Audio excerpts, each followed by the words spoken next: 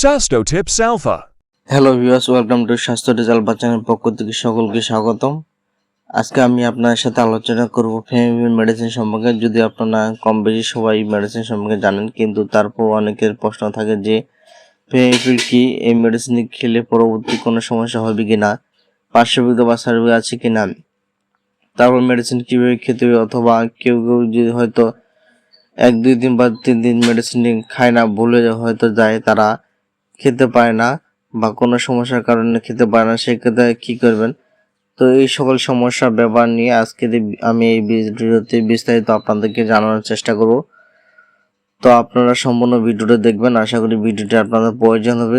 তো চলুন প্রথমে আমরা মেডিসিন সম্পর্কে জানি। এই ফেমিবিল হচ্ছে একটি অল্প মাত্রার জন্ম বিতরণ পিল। এই মেডিসিনটি মহিলাদের শরীরে খুব সহজনীয় কার্যকরী একটি আধুনিক জন্ম নিয়ন্ত্রণ পদ্ধতি পিল। যদি আপনি এখন গর্ভধারণ করতে না চান বা এখন বাচ্চা নিতে না চান, তাহলে সেই ক্ষেত্রে আপনার এই ফেমিবিল মেডিসিনটি গ্রহণ করতে পারেন, কারণ এই ফেমিবিল গ্রহণের মাধ্যমে আপনার সন্তান মাত্রার জন্ম বিতরণ পদ্ধতি অবলম্বন করবেন, যা হচ্ছে অস্থায়ী এবং পরিবর্তনশীল। অর্থাৎ আপনি চাইলে যদি বাচ্চা নিতে চান বা গর্ভপাত করতে চান, সেক্ষেত্রে আপনাকে এই মেডিসিন খাওয়া বন্ধ করলে আপনি আবার গর্ভপাত ক্ষমতা ফিরে পাবেন এবং বাচ্চা নিতে পারবেন। এছাড়া এই ফেমিবিল মেডিসিন গ্রহণ করলে মেয়েদের পিরিয়ড নিয়মিত হয় এবং পিরিয়ডটি বিভিন্ন সময় দেখা দেয়, সেগুলো ঠিক হয়ে যায়। এছাড়া এই মেডিসিনে মহিলাদের শরীরে আরও কিছু উপকার করে থাকে। তো এই হচ্ছে ফেমিবিল মেডিসিনের কাজ। এবার আপনাদেরকে আমি জানিয়ে দিই এই মেডিসিনটির পার্শ্বপ্রতিক্রিয়া।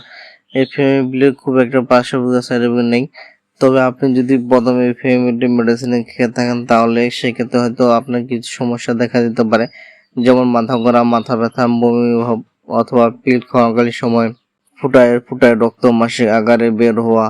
তো এই সমস্যাগুলো হয়তো দেখা দিতে পারে, কিন্তু আপনি টানা 2 মাস বা 3 মাস এই মেডিসিন খান, তাহলে কিন্তু এই সমস্যাগুলো আপনার দেখা দেবে না।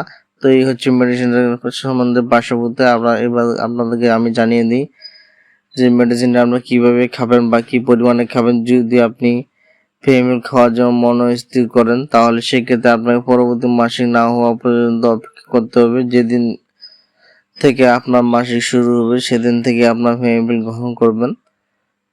যে সাদা ট্যাবলেটগুলো রয়েছে, আর এই চিহ্নটি আপনারা দেখতে পাচ্ছেন একদম উপরে সাদা ট্যাবলেটটি, সেখান থেকে খাওয়া শুরু করবেন এবং প্রতিদিন আপনার রাতে একটি করে ভরা পেটে খাবেন, ঠিক আছে। এবং এই মেডিসিন আপনি চাইলে কোনো আগে খেতে পারবেন বা খাওয়ার পরও খেতে পারবেন, তবে খেয়াল রাখবেন যে আপনাদেরকে প্রতিদিন একটি করে অবশ্যই খেতে হবে এবং যে একটি দাগ দেখছেন সেই দাগ অনুসারে প্রতিদিন একটি করে মেডিসিন খেতে হবে। আর শেষে যে সাদা আয়রন ট্যাবলেটগুলো বাদামি বরণের খয়েরি কালারের পিল রয়েছে, সেগুলো হয়তো আপনার যখন খাবেন তখন হয়তো আপনার পিরিয়ডের টাইম হতে যেতে পারে, কিন্তু আপনাদের এই মেডিসিনটা খেয়ে যেতে হবে, ঠিক আছে। এক কথা আপনাদেরকে 30টি ট্যাবলেট মেডিসিন অবশ্যই খেতে হবে, সেটি পিরিয়ড থাকুক বা না থাকুক। আর যদি এক পাতায় শেষ হয়ে যায়, পরবর্তী আরেক পাতায় এনে তারপরের দিন থেকে আবার খাওয়া শুরু করতে হবে। তো এই হচ্ছে মেডিসিনটা খাওয়ার নিয়ম বা পরিমাণ। এবার আপনাদেরকে জানিয়ে দিই, যদি আপনার একদিন বা 2 দিন খেতে ভুলে যান, তাহলে সেক্ষেত্রে কী করবেন। যদি আপনি একদিন বা মেডিসিন খেতে ভুলে যান, মনে করবেন যে আপনি গতকাল মেডিসিন খেতে ভুলে গেছেন, তাহলে সেক্ষেত্রে আপনার আজকের মেডিসিন এবং গতকাল মেডিসিন দুটি একসাথে খেতে হবে। তো আর যদি আপনি পরপর 2 দিন মেডিসিন খেতে ভুলে যান, মেডিসিন খেতে না পারেন, তাহলে সেক্ষেত্রে মনে করেন যে 2 দিন মেডিসিন খান, তাহলে সেক্ষেত্রে আজকে আপনাকে 2টো খেতে হবে এবং কালকে অর্থাৎ আগামীকাল আপনাকে 2টো পিল একসাথে খেতে হবে এবং এরপর থেকে আপনার আবার একটি করে খাবেন। কিন্তু এর বেশি যদি হয়, অর্থাৎ আপনি 3 দিন বা 4 দিন হয় খেতে ভুলে গেছেন বা খেতে পারেননি, তাহলে সেক্ষেত্রে আপনার নিকটস্থ ডাক্তারের সাথে যোগাযোগ করতে হবে অথবা প্রেগন্যান্সি টেস্ট করতে হবে। এবার আপনাকে জানিয়ে দিই যে কোন কোন ক্ষেত্রে আপনার এই মেডিসিন গ্রহণ করতে পারবেন না। যদি আপনি প্রেগনেন্ট হন অথবা যদি আপনার বয়স 45 বছর বেশি হয়, তাহলে আপনি এই ফেমিবিল মেডিসিন গ্রহণ করতে পারবেন না। এছাড়া মহিলা যদি ধূমপানীয় হয়ে থাকে অথবা হৃদরোগ বা ধর্মত রক্ত জমাটের যদি সমস্যা থাকে, তাহলে সেক্ষেত্রে খাওয়া যাবে না।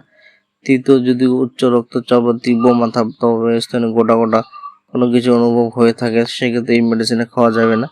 এবং আরেকটি বিষয় হচ্ছে আপনি অ্যান্টিবায়োটিক মেডিসিন গ্রহণ করতে চান বা রিপাপেসিন বা অথবা ব্যথানাশক ওষুধ বা কোনো মেডিসিন অর্থাৎ ব্যথার ওষুধ গ্রহণ করতে, তাহলে সেক্ষেত্রে আপনাকে আপনার ডাক্তার জানিয়ে দেবেন যে আপনি কোন ফেমিবিল গ্রহণ করবেন।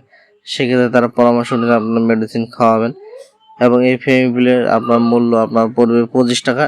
এটা আপনার যে কোনো ফার্মেসিতে পাবেন। তো ফলো এই ফেমিবিল সম্পর্কে আলোচনা করা হলো, আপনার বুঝতে পেরেছি। তারপর আপনাদের কোনো প্রশ্ন হলে কমেন্ট করে জিজ্ঞাসা করতে পারেন, আমি যথেষ্ট আপনার প্রশ্ন উত্তর দেবো। আজই আমার চ্যানেল নতুন সদস্য, চ্যানেলটি অবশ্যই সাবস্ক্রাইব করবেন এবং ভিডিওটি যদি আপনার ভালো লাগে থাকে ভিডিওটি একটি লাইক এবং দিবেন এবং কমেন্ট করবেন। তো আশা করি ভিডিওটি আপনার যদি প্রয়োজন হয় তো ভালো ভিডিওটি আপনাদের বন্ধুদের মাঝে শেয়ার করুন যাতে তারা এই ধরনের ভিডিও পেয়ে থাকে।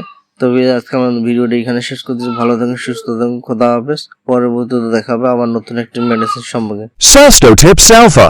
Like, comment, share, subscribe.